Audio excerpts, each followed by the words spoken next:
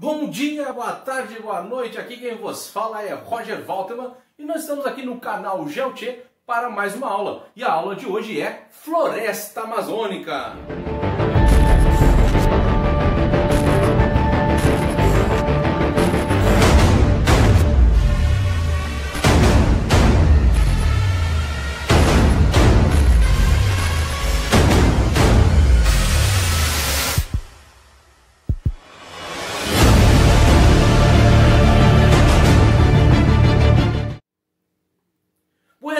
Bueno, vamos chegando aqui então, ó. Olha o conteúdo de hoje, Floresta Amazônica. Mas antes disso, já te inscreveu no canal? Se ainda não se inscreveu no canal, se inscreva no nosso canal, ative o sininho, receba todas as nossas atualizações. Lembrando que nós estamos com um programa aí que está fazendo maior sucesso, GeoTech em Live. Todas as quartas-feiras, às 20 horas, um convidado diferente para ampliar os nossos conhecimentos em relação à nossa ciência, geografia.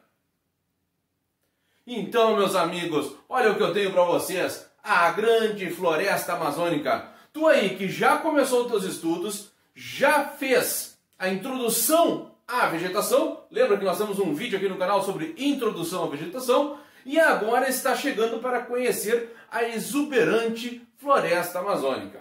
Então, vamos lá, e a primeira coisa que nós vamos compreender é a diferença entre a Amazônia internacional e a Amazônia legal. A internacional, aquela que está distribuída em todos os países onde ela se localiza, como Brasil, Venezuela, Colômbia, Equador, ou seja, ela vai além das fronteiras do território brasileiro. Então ela é conhecida como Floresta Amazônica Internacional. E a Amazônia legal, o que quer dizer isso? Compreende a porção da floresta amazônica que nós temos no território brasileiro. Pois bem, veja que essa distinção ela é importante para ti fazer a tua introdução em relação a este grande estudo. Posterior aí, vem agora dicas fenomenais, como por exemplo, a questão da floresta tropical. Para quem assistiu o nosso vídeo Introdução à Vegetação, conheceu o gráfico que eu fiz sobre temperatura e umidade. Essas duas coisas juntas nos dão, no seu ponto final aqui, a grande exuberância da floresta amazônica. Pois ela recebe a maior quantidade de radiação solar e ela recebe uma grande quantidade de umidade, fazendo então ser uma grande floresta tropical. Ela é a maior das florestas tropicais, diga-se de passagem. Temos aqui o que nós chamamos de espécies endêmicas. O que tu tem que lembrar aqui? Espécies endêmicas são daqui, são genuinamente brasileiras. Tem a sua gênese aqui.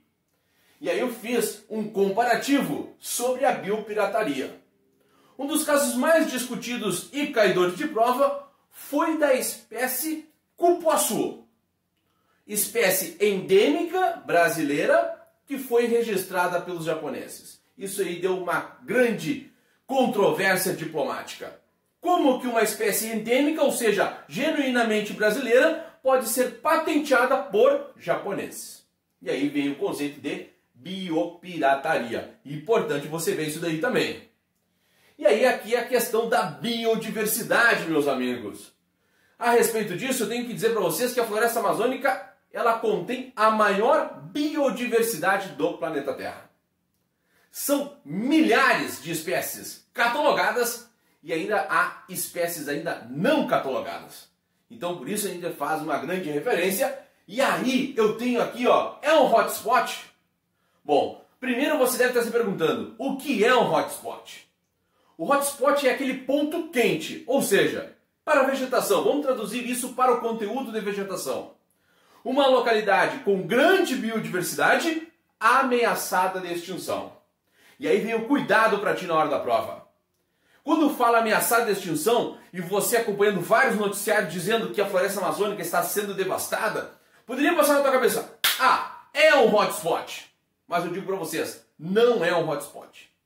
Ela não está ameaçada de extinção. Ainda que tenhamos grandes porções desmatadas, ela não está ameaçada de extinção. Diferente de duas porções de vegetações do Brasil que são consideradas hotspots. Primeiro hotspot brasileiro, Mata Atlântica. Segundo e o mais novo hotspot brasileiro, Cerrado. Então, crava na hora da prova, velho. Floresta Amazônica não é um hotspot. Pois bem, venha só, essa floresta é tão grande que ela é subdividida em 3 grandes partes.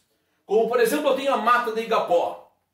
Ela fica perto dos rios e, por isso, praticamente sempre inundada. Aqui nós não temos grandes, exuberantes porções vegetais, por estar permanentemente inundada. Segundo extrato da floresta amazônica, eu tenho Mata de Várzea. Regiões um pouco mais altas, mais afastadas dos rios, e aí elas são inundadas só em período de cheias. Ou como vocês podem usar o termo, são inundadas sazonalmente. Lembrando que no período das inundações, no período das cheias do rio Amazonas, a distância entre uma margem e outra do rio Amazonas dá por volta de 100 quilômetros. Então, quando eu tenho esse período das cheias, aí esta vegetação acaba sendo inundada. E aqui vai crescendo o tamanho da grande floresta amazônica. E aí eu chego na mata de terra firme, onde eu tenho a floresta mais fechada, porque aí as copas das altas giram em torno de 30 a 60 metros. E lembrando uma questão bem fácil, aqui na mata de terra firme, eu não tenho vegetações de pequeno porte, pois como as copas das árvores fecham, fica muito escuro no interior da floresta, fazendo com que essas espécies mais pequenas não se desenvolvam. Então, dividindo aqui, ó, Mata de Igapó, Mata de Várzea e Mata de terra firme. Porém, nem tudo são rosas. E aí eu tenho que falar com vocês, né, como partes de impactos na grande florestas. Eu destaquei aqui 3 grandes impactos para conversar com vocês. Primeiro, os grileiros, a grilagem nessa região. Pessoas que falsificam documentos para ter posse, principalmente de terrenos devolutos, terras devolutas, terrenos públicos. E aí há uma grande interferência em relação à população indígena, que eu já vou falar também. Segundo, os garimpeiros. A extração mineral no Brasil ela é recorrente desde a época do Brasil colonial. E na porção da floresta amazônica também não seria diferente. E aí os garimpos vão devastando toda a nossa parte da vegetação, a parte de extração ilegal de minérios e a parte de contaminação das águas a partir da introdução do mercúrio. E aí os madeireiros. Esse é o mais caidor da prova. A questão do desmatamento ilegal. Certo? Então elenquei aqui 3 partes para você lembrar bem sobre a questão da floresta amazônica. E coloquei aqui uma exclamação, a população indígena.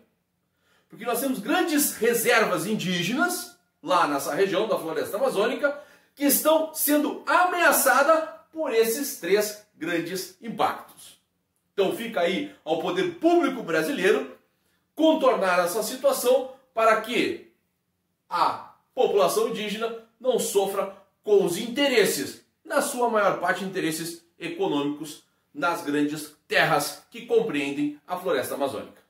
Tá certo, pessoal? Se inscreveu no canal, essa é mais uma aula aqui do GeoTchê. Lembrando, toda quarta-feira GeoTchê em Live, o programa que você não pode esquecer. Tá certo? Um beijo do gordo, muitas gracias!